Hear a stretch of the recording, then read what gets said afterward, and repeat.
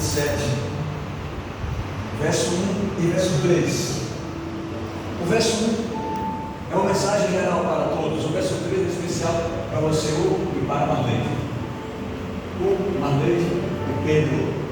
Conheçam os parentes do Pedro, os parentes do Pedro. A igreja toda, a igreja toda. Logo eu vou convidar aqui um louvor especial. Vou convidar os parentes para juntos pararmos aqui. Quero convidar o Ministério da Criança e um casal mencionado em uma oração. Tá bom? Então eu quero ler para vocês todos. Salmo 127, verso 1. Se o Senhor Deus não edificar a casa, em vão trabalham os que edificam. Se o Senhor não guardar a cidade, em vão vigia a sentinela aos guardas. O ponto central aqui no verso 1 do capítulo 127 desse salmo é: Deus, Ele é refúgio e fortaleza sobre o governo presente, Ele é a proteção, Ele é a base do lar, da família, da igreja. Se Deus não for a coluna principal de nossas vidas, família e lares, tenha uma certeza de que em vão colocaremos cerca elétrica, sistema de proteção, guarda noturno, policiais, etc. Agora esse texto eu quero dedicar para o e a Marlene. 127, verso 3. Eis que os filhos são herança do Senhor, e o fruto do ventre, o seu galardão. Entendeu? Olha aqui. Fruto do ventre de Dona Marlene pertence ao Senhor. Tem alguém mais além de Pedro? Pedro, uma vez, uma herança que Deus deu para vocês.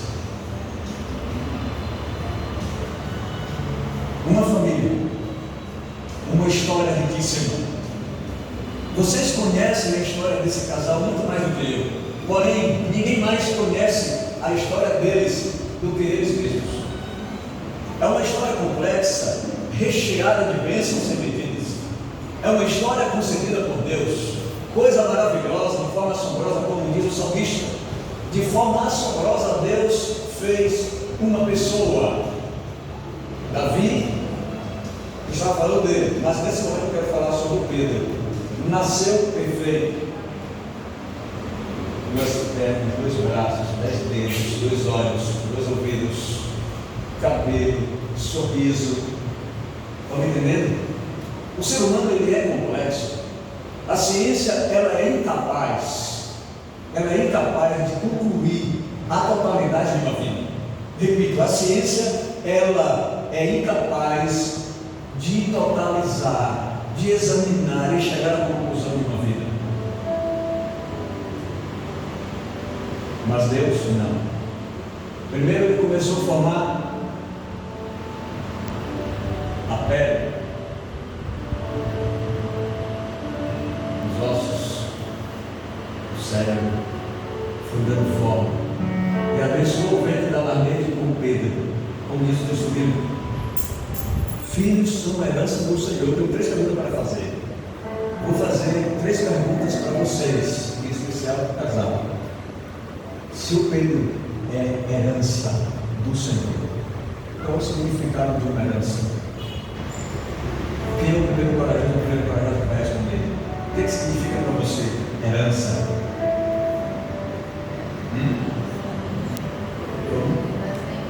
Um presente? Como? Me ajuda. Herança para você, qual é a definição? Um presente, herdeiro, um herdeiro. Herdeiro. Herança também pode ser posses materiais. Correto?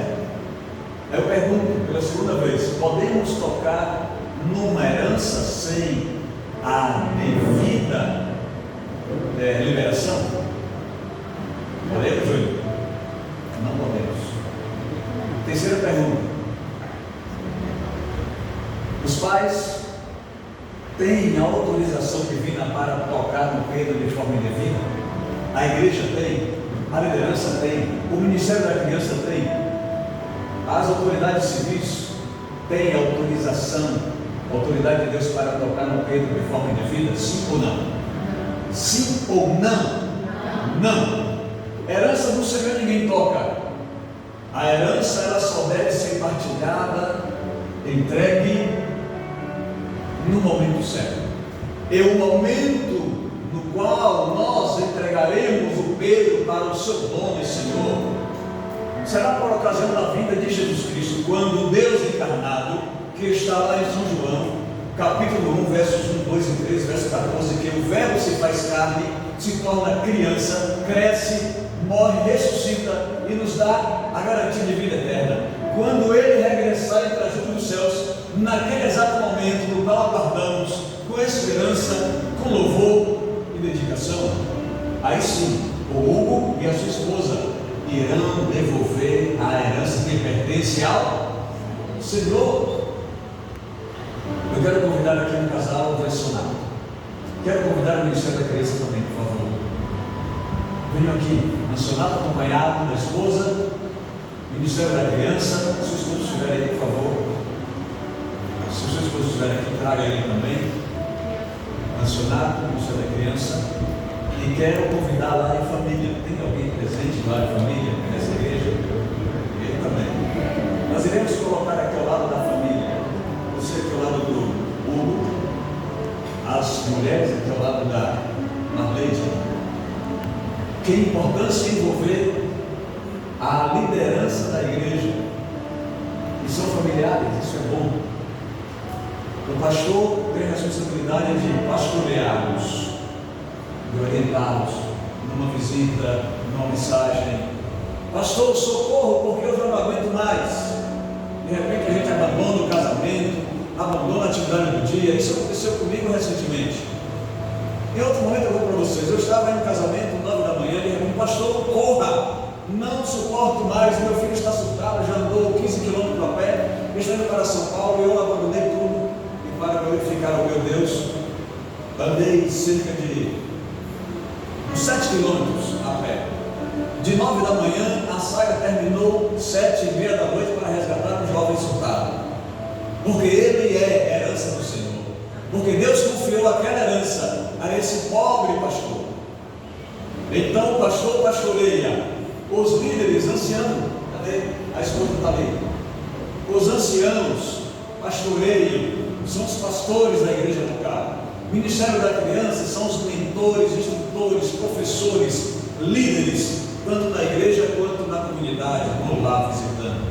Porque é patente nossa pastorear a família, em especial com Pedro. E eu tenho aqui uma outra anciã que fará o mesmo trabalho que se faz. Ministério da Família, porque eles são a família. E a família tem que estar blindada, protegida, cuidada. O papel de dedicar o Pedro não é só do pastor, é da liderança, é da igreja, e muito mais o papel de cuidar, de pastorear o Pedro. Cuidar e pastorear o Pedro é nosso. Pergunto para vocês, líderes e pais, vocês assumem a responsabilidade comigo para pastorear o Pedro? Quantos assumem essa responsabilidade? Pronto. Agora, só para nós líderes, vocês assumem a responsabilidade de pastorear o Pedro e seus pais? Pronto. Eu pergunto para vocês, quantos topam conosco pastorear a família do Pedro? Em nome de Jesus. Você me ajuda a pastorear a família do Pedro? Levante sua mão. Amém? Então eu vou pedir que o casal se coloque os joelhos aqui. Foi melhor mais espaço aqui. Por favor.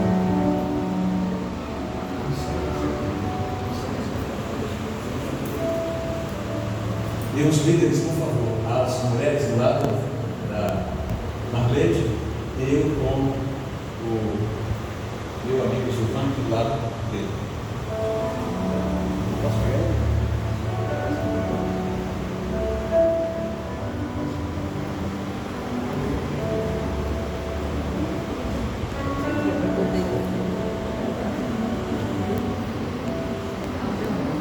Vou levar para mim, o pai da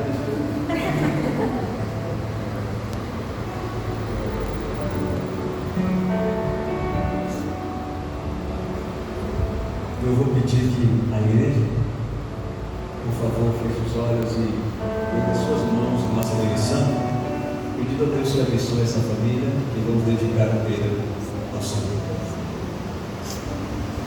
Obrigado, Senhor, por dedicar a pessoa de Jesus Cristo. Ele veio até a terra, na nossa procura, e por teu amor nos encontrou. Pertencemos a Ti, Senhor, somos Tua herança. Amém. Em nome de Jesus, meu Deus, como ministro do Evangelho, acompanhado dos meus líderes da Tua igreja, para que o Senhor venha contemplar a fé do Hugo e da sua esposa Marlete. Em meus braços eu tenho o fruto do galardão, a bênção que o Senhor concedeu a este casal. Amém. E seguindo os passos e exemplo de Jesus, neste momento, eu o dedico no nome santo do Senhor e Salvador Jesus Cristo. Amém.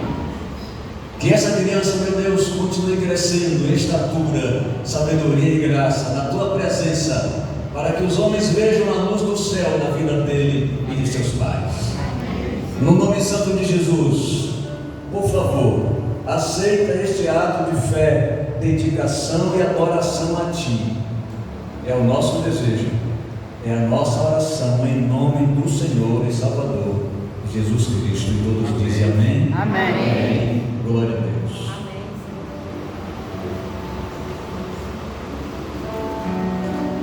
Já posso orar?